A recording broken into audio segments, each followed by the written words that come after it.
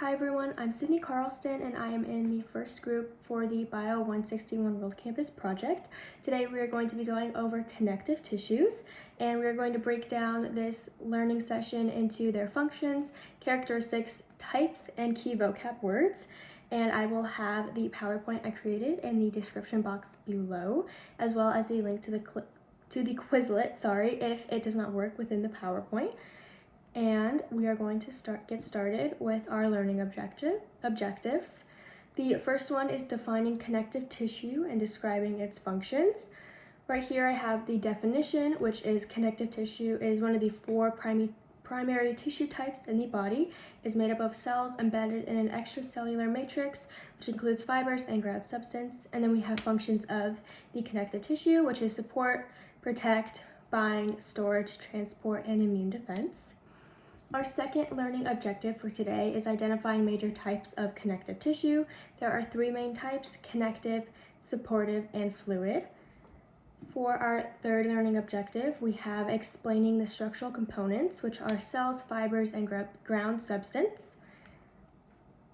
And for our fourth, we are going to define between loose, dense, supportive, and fluid connective tissues. And our last and final learning objective is to describe clinical or real-life examples of connective tissues.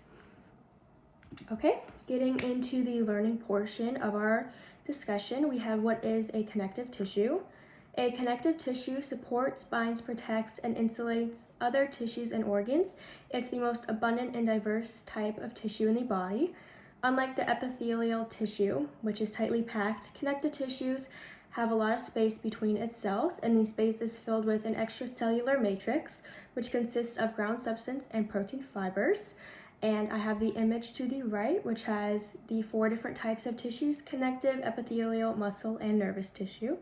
And our vocab is connective tissue, extracellular matrix, and ground substance.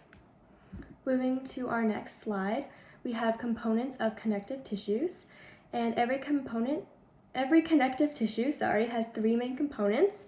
We have specialized cells, which are like fibroblasts. They have adipocytes, chondrocytes, and osteocytes. Our second one is protein fibers, which is made up of collagen, elastic, and reticular.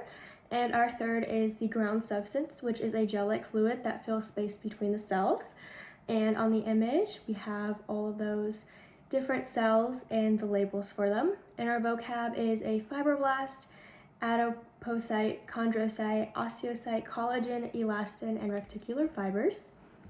Moving on to our next slide, we have the types of connective tissues.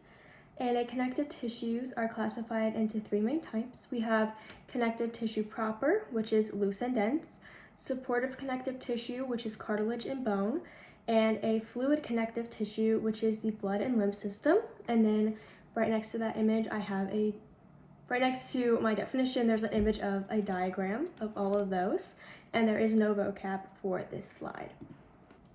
Moving on to our next slide, we have loose connective tissue. And loose connective tissues are softer and more flexible. They act like a packing material between organs. There are three main different types. The first is areolar tissue, which supports and cushions the organs. The second one is adipose tissue, which stores fat and insulates the body. And the third is reticular tissue, which provides structure to soft organs like the liver or the spleen. And to the right is an image of the three different types of tissues we just talked about. And the vocab for this slide is areola, adipose, and reticular tissue. Moving on to the 12th slide, which is dense connective tissues. Dense connective tissues have more collagen and less ground substance. And again, there are three main categories to this tissue. We have dense regular, where the fibers run parallel. An example of this are the tendons and ligaments. Our second is dense irregular, which fibers are messy and good for tension and being in multiple directions. An example of this is the dermis. And elastic tissue, which is full of stretchy elastin, which is the arteries as an example. And to the image to the right, I have those three different types of dense connective tissues again. And the vocab for this slide is tendon, ligament, and elastic tissue. Moving on to supportive connective tissue, it is supportive Supportive connective tissue provides strength and framework. So we have cartilage, which is firm but flexible, and cartilage is found in the joints, ears, and nose. And there are 3 types within the cartilage. We have hyaline, elastic, and fibrocartilage. And then our second supportive connective tissue is bone, which is rigid and mineralized, and it supports and protects. And to the image on the right, I have a picture of a bone looking in the inside broken down with the cartilage. And then for the vocab for this slide, I have hyaline cartilage, elastic cartilage, fibrocartilage, compact bone, and spongy bone. And those are all listed in the image as well above. Moving on to fluid connective tissues. Fluid connective tissues include blood and lymph. Blood transports oxygen, nutrients, and waste, and it contains red and white blood cells and plasma. Lymph is a clear fluid that supports the immune system. And then to the right, we have the different plasma, red, white blood cells, and platelets in an image. And the vocab is plasma, erythrocyte, leukocyte, platelet, and lymph. And for our next slide, we have structure in relation to function for the tissues. And we need to think of each tissue structure like a tool designed for its function. For example, collagen in tendons equals strength, elastic fibers and arteries equals flexibility, and adipose stores energies and cushions organs. Okay, so for the next slide, we will be checking our knowledge on Quizlet, And again, I have that link provided in the description as well as on the slide. And for our clinical applications, once you've come back from the Quizlet, we can move forward. So for the clinical applications, we have connective tissues play major roles in disease and injuries.